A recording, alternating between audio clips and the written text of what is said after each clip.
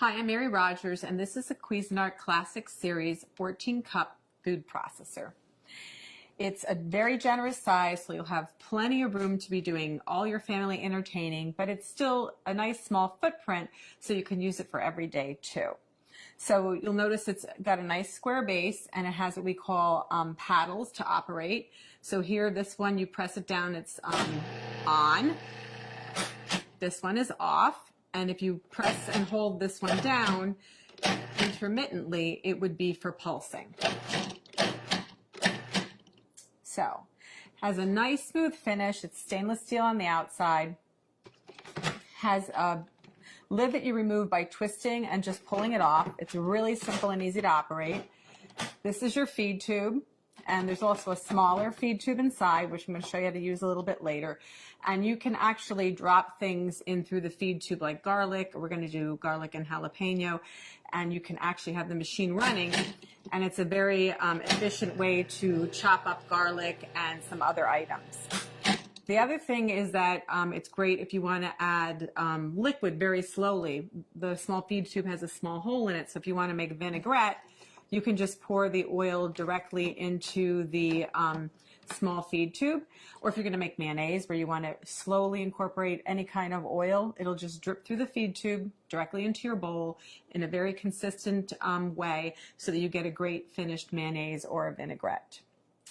So let's look at some of the other items that come with your food processor. In the bowl already is your chopping blade. And we call this the S blade because it's shaped like a little bit like an S. And this is used for everything from chopping herbs and onions to pureeing, mixing, and also kneading doughs. And then the next thing is your stem.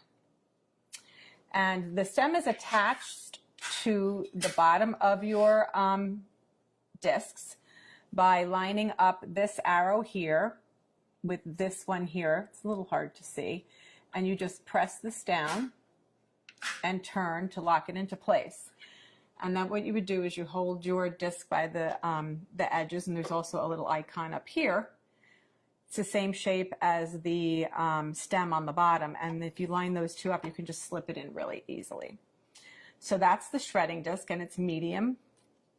We always recommend that you lay the disc down and then put on the stem accordingly. And to do any type of slicing and shredding, you would use the medium slicing disc, not shredding, slicing. And you do the same thing. You line the little arrows up. You press and turn to lock it into place. Always hold it by the edges. And once again, if you line the stem up, I'm not doing it very good, but this is the way it goes. You just slide it right into the work bowl. And then what you would do is you put your lid back on and you would slice and shred. So you could either use the pulse function to slice, or what you can do is you can turn it on. But as soon as you remove the feed tube, it'll stop. So that you would then add more ingredients, and we can do batch processing. So you would add, let's say, potatoes, slice, and then continue on. And then we're going to turn it off. So what we're going to do today, that's all of the parts that come with your food processor. And also you get a little spatula we help you with. What we're going to do now is we're going to put in the chopping blade. I'm going to show you how to make a guacamole very quickly and easily. So just put that in. And the first thing we're going to do is we're going to add our cilantro. I'm going to add most of it, not all of it. You're going to see how efficient this machine is at chopping up ingredients. So very quickly and easily. So I modified this recipe a little bit in comparison to how it's written in our instruction manual. Next, we're going to add our tomatoes, which were seeded, and the pulp was, the interior was taken out, the seeds. And we're going to pulse that until it's finely chopped.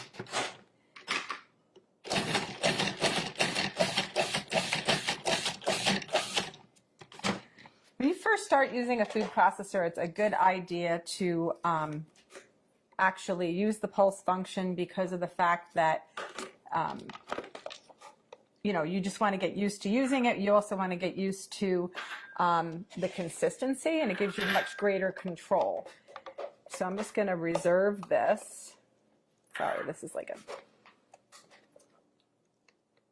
I'm going to reserve some of this so that when we put the guacamole together at the end, it'll still have some of the chunky tomato, but I'm not going to do all of it.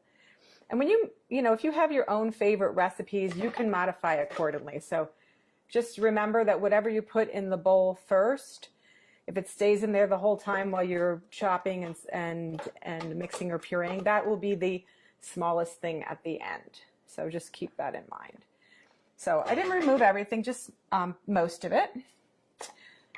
So the next thing what we're going to do is, with the machine on and running, we're going to drop in the garlic and the jalapeno through the feed tube.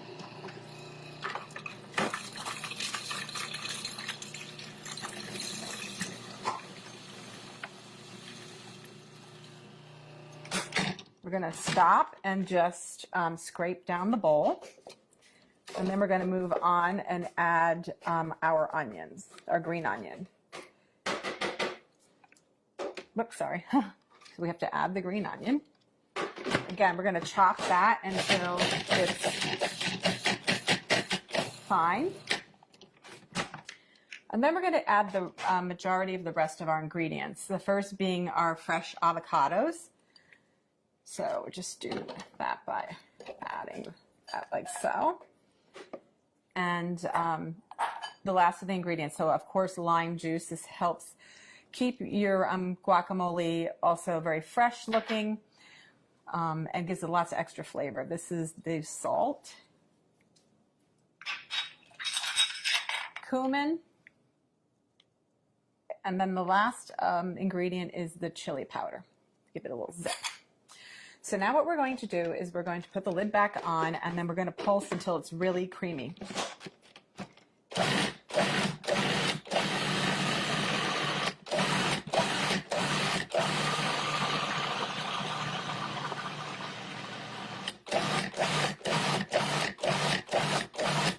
Okay, and then what we're going to do is I'm just going to scrape it down one last time, and then I'm also going to add, because it still needs to be processed a little bit more. And then what I'm going to do at this point too is add the balance of the cilantro that I reserved.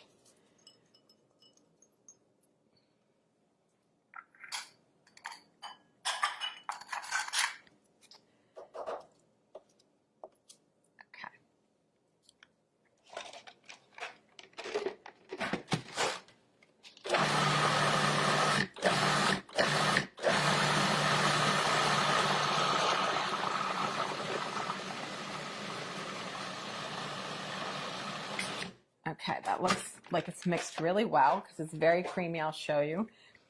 It's nice and very, very creamy looking. So the last step is to add back in the tomatoes and the cilantro. And this is really just so that they don't become, when you're pureeing the guacamole, if it stays in there the whole time, you won't see the chunks of the tomato anymore. Let's just add that back in, and we're going to pulse until it's incorporated.